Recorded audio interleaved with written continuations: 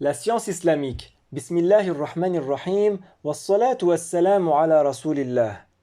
C'est une obligation pour chaque musulman responsable de demeurer musulman à jamais et de mourir musulman. Dieu a dit ce qui a pour sens en français et ne mourrez qu'en étant musulman. La connaissance de Dieu et de son prophète est la part de science qui prime sur la part de science des jugements islamiques. C'est une obligation de croire que Dieu existe et que rien n'est tel que lui. L'existence de Dieu ne ressemble pas à notre existence. Les musulmans ne font pas ressembler Dieu à ses créatures. Les assimilateurs qui font ressembler Dieu aux créatures ne sont pas musulmans.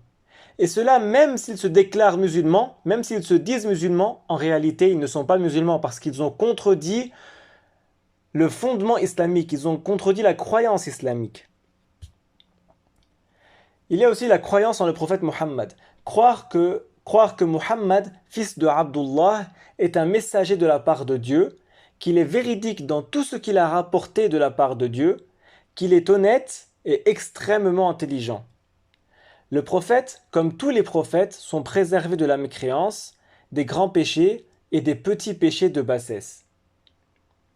Il est aussi obligatoire d'apprendre, comme dit avant, une part de la science liée au jugement. Demeurer à jamais musulman, c'est de se préserver de tout ce qui pourrait annuler notre islam, c'est-à-dire de se préserver de la mécréance sous toutes ses formes,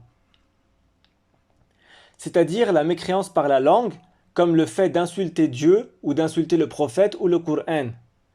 Le musulman se doit de se préserver de cela. La mécréance par le cœur, c'est comme la croyance que Dieu est un corps ou une lumière ou qu'il habite le ciel. Le musulman se préserve de cela, car cela fait partie de la mécréance par la croyance. Il y a aussi la mécréance par les actes, comme le fait de jeter le livre du Coran à la poubelle, ou encore la prosternation pour le soleil. Le musulman se doit de se préserver de cela.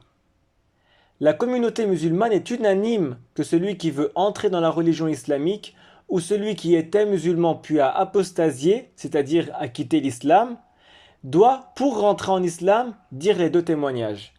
Et les deux témoignages sont « Je témoigne qu'il n'est de Dieu que Dieu » et « Je témoigne que Muhammad est le messager de Dieu ». Walhamdulillahi Rabbil Alamin.